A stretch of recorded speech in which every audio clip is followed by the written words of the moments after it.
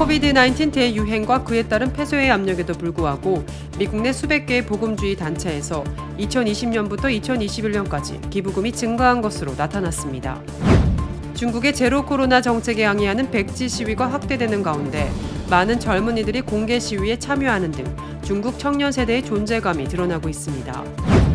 중국 당국의 제로 코로나 정책에 항의하는 백지 시위가 연일 격화되는 가운데 중국 가정교회 성도와 지도자들이 국가와 국민, 중국의 복음화를 위한 기도를 요청했습니다. 애플이 제품의 주요 생산 국가인 중국에 대한 의존도를 대폭 줄이겠다는 탈중국 계획을 가속한 것으로 알려졌습니다. 영국 국방부는 지난달 26일 국방정보국 보고를 통해 러시아의 미사일 재고가 고갈돼 가고 있다고 분석했습니다. 최근 포착된 러시아의 미사일 잔해에서 1980년대 생산된 핵탄두 탑재용 X-55 순항 미사일이 발견된 것을 근거로 들었습니다.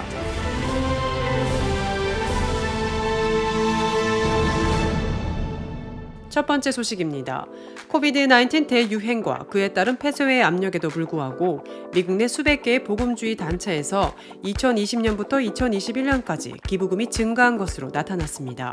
미 크리스천 포스트는 재정적 책임을 위한 복음주의 협의회 ECFA가 보내온 2022년 기부 현황 보고서를 인용해 이같이 밝혔습니다. 이 보고서는 약 1,800개의 ECFA 회원 조직이 준비한 재무제표를 바탕으로 다양한 단체 간의 기부 경향을 파악했습니다. ECFA는 평균적인 회원 조직이 팬데믹이 시작된 2020년부터 2021년까지 현금 기부가 3% 증가했으며 이는 인플레이율로 조정한 수치입니다. 인플레이션 증가율로 조정하기 전에는 기부가 더 높다는 말입니다. ECFA 회장 겸 CEO인 마이클 마틴은 보고서에서 ECFA 회원 그룹에 대한 현금 기부가 그동안의 인플레이율로 조정을 해도 전염병 기간 동안뿐만 아니라 지난 5년과 10년 동안 증가했다고 설명했습니다. 작년은 지난 10년 동안 본 것 중 가장 큰 연간 기부 증가였다라고 마틴은 덧붙였습니다. 또 많은 사람들이 예상한 것과는 달리 팬데믹 기간 동안 ECFA 회원들에게 주는 기부는 강력했고 향후 기부에 대한 낙관론이 여전히 높다고 말했습니다. 중국의 제로 코로나 정책에 항의하는 백지 시위가 확대되는 가운데 많은 젊은이들이 공개 시위에 참여했습니다.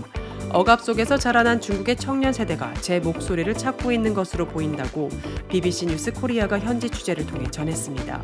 중국의 젊은 세대는 제로 코로나 정책으로 인생 최고의 시기를 빼앗겼다고 생각합니다. 수입과 생계, 교육과 여행의 기회를 잃었습니다. 봉쇄 조치로 인해 때때로 몇 달 동안 가족과 헤어져 갇혀 있기도 했고 인생 계획이 미뤄지거나 취소되기도 했습니다. 그들은 지옥 같은 상황에서 화가 났고 슬프고 무력했다고 전합니다.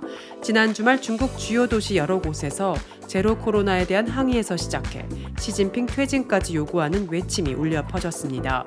베이징의 명문 칭화대에서도 온라인에서 시위를 보고 감명받은 학생들이 모였습니다. 기성세대는 수십 년 만에 처음 등장한 정치 시위를 보며 1989년 천안문 광장에서 학생들의 주도로 더 자유로운 중국을 외쳤던 시위를 떠올렸습니다.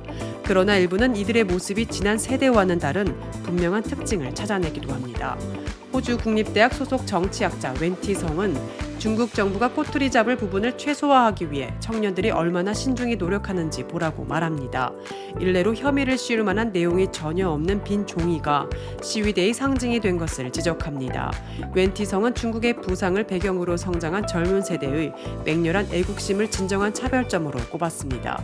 그는 젊은 세대 다수가 자유주의적, 민족주의자라며 시스템을 철저히 따르면서도 시스템이 실패할 때는 책임을 묻는다고 설명했습니다. 중국 당국의 제로 코로나 정책에 항의하는 백지 시위가 연일 격화되는 가운데 중국 가정교회 성도와 지도자들이 국가와 국민, 중국의 복음화를 위한 기도를 요청했습니다. 미국 크리스채너티 투데이는 30일 중국에서 벌어진 이례적 시위 가운데 중국 기독교인이 자신의 역할을 놓고 고심하고 있다고 보도했습니다. 중국 기독교 크리에이터 루시는 이웃이 부당한 대우를 받거나 고통 속에 있다면 기독교인은 이들을 위해 적극 목소리를 내야 한다고 말했습니다. 이어 정치제도는 청년 실업, 봉쇄 등으로 좌절에 빠진 중국인에게 희망을 줄 수 없으며 오직 복음만이 우리를 구원할 수 있다는 걸 많은 이들이 깨닫길 바란다고 말했습니다. 시위에 나선 이들을 격려하기 위해 직접 거리로 나선 성도들도 있습니다. 청두의 한 가정교회 성도들은 지난달 말 진리를 알지니 진리가 너희를 자유롭게 하리라. 오직 정의를 행하며 인자를 사랑하며 겸손하게 내 하나님과 함께 행하라 등 성경 구절이 적힌 종이 팻말을 들고 거리로 나섰습니다. 한 여성은 상하이 우루무치 중루의 표지판 아래에서 성경 구절을 낭독했습니다.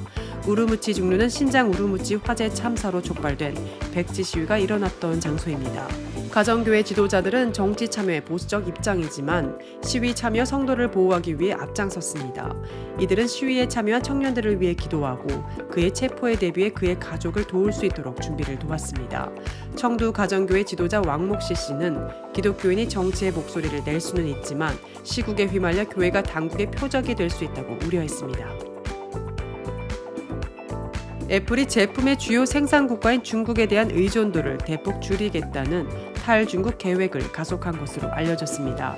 연합뉴스는 월스트리트 저널과 그 소식통을 인용해 애플이 최근 협력 업체들의 중국이 아닌 인도와 베트남 등 다른 아시아 국가에서의 생산을 더 늘려달라는 입장을 전달했다고 보도했습니다. 애플이 생산 국가를 다변화하겠다는 계획을 세운 것은 최근 중국 정저우 공장에서 발생한 인력 이탈 및 시위 사태 때문인 것으로 전해졌습니다. 이 같은 사태 탓에 올해 아이폰 프로 생산량이 대폭 감소하게 되자 애플도 중국에 대한 의존도를 줄이겠다는 계획을 본격화했다는 것입니다. 애플의 탈중국 계획이 실현된다면 중국 경제에도 적지 않은 영향을 미칠 것으로 보입니다. 지난해 중국 전체 수출에서 폭스콘이 차지하는 비율은 3.9%였습니다. 다만 인도나 베트남의 애플 기술팀이 다양한 부품 제조업체들과 연계해 신제품을 개발할 수 있는 환경이 조성되지 않는다면 중국의 위치가 흔들리지 않을 것이라는 지적도 제기됩니다. 또한 인도와 베트남의 생산 환경도 문제점으로 지적됩니다. 베트남은 노동력이 풍부하다고는 하지만 정저우 공장 한 곳에서만 수십만 명의 노동자가 일하는 중국처럼 대규모 생산을 하기에는 적합하지 않다는 것입니다. 또한 당국의 각종 지원을 받는 중국과는 달리 인도에서는 지역 정부의 복잡한 규제로 인한 제약이 적지 않다는 것이 문제점입니다. 영국 국방부는 지난달 26일 국방정보국 보고를 통해 러시아의 미사일 재고가 고갈돼 가고 있다고 분석했습니다. 최근 포착된 러시아의 미사일 잔해에서 1980년대 생산된 핵탄두 탑재형 X-55 순항 미사일이 발견된 것을 근거로 들었습니다. 러시아는 지난 2월 우크라이나를 침공한 이래 전장에서의 전투 외에도 우크라이나 전역을 타격하는 미사일을 통해 국민들에게 공포를 안겼습니다. 다량의 미사일을 소모해 재고 부족에 시달린다는 관측이 그간 여러 차례 제기됐지만 여전히 대규모 미사일 공격이 이뤄지고 있는 상황입니다. 러시아의 미사일은 얼마나 남았을지 궁금증이 커지고 있습니다. 군사 전문가들도 미사일이 충분하다는 러시아의 주장과 달리 여러 차례 미사일 부족 정황이 드러났다고 지적합니다. 그러나 일각에선 개전 초와 같은 대규모 미사일 동원은 어려워도 이를 과장해 평가해선 안 된다고 경고합니다. 러시아의 미사일 재고가 부족한 건 사실이지만 고갈된 수준이 아닌 데다 생산도 계속되고 있다는 점에서입니다. 게다가 이란제 자폭 드론도 미사일 부족에 시달리는 러시아군의 보안 수단이 되면서 우크라이나 전쟁의 변수로 떠오르고 있습니다. 한편 러시아의 미사일 재생산에도 천문학적 비용이 들어갈 전망입니다. 지난달 16일 러시아 연방통계청은 올 3분기 러시아의 국내 총생산이 2분기 연속으로 감소했다고 발표했습니다. 기술적 의미의 경기 침체가 시작된 것입니다. 이런 상황에서 일기당 수십억에서 수백억 원을 호가하는 미사일 생산 비용은 부담이 아닐 수 없을 것입니다.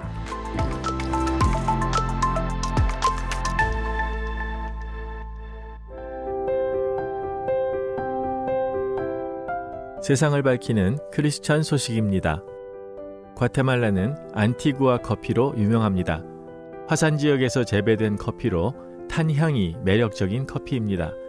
그런 과테말라에서 믹스 커피를 마시고 된장찌개를 먹으며 아이들에게 축구를 가르치는 선교사가 있습니다.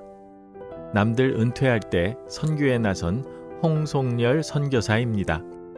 군대에서 축구 선수로 뛰다가 77년에는 육군 대표팀 감독으로 축구인 인생을 살던 그가 선교의 길을 본격 걷게 된 건 2008년부터 스포츠 부장으로 있던 글로벌 선진 학교에서입니다. 2016년 학교 파송을 받아 온두라스와 엘살바도르에서 2년간 머물렀습니다. 그러다 언어를 배우려고 간 과테말라에서 배형근 목사를 만났습니다.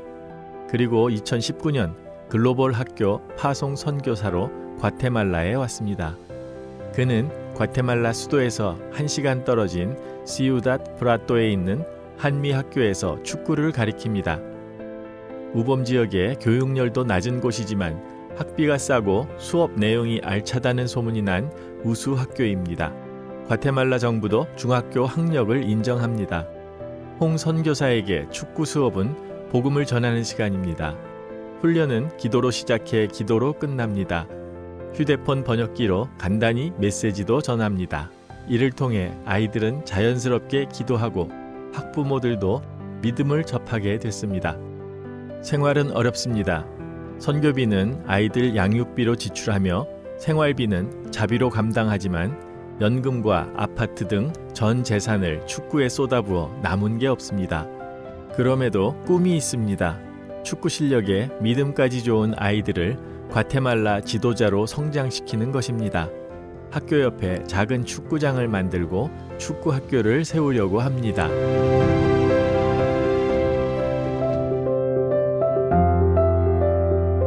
크리스천에게 뉴스는 기도 제목이 됩니다. 오늘의 뉴스를 통해 보는 기도 제목입니다.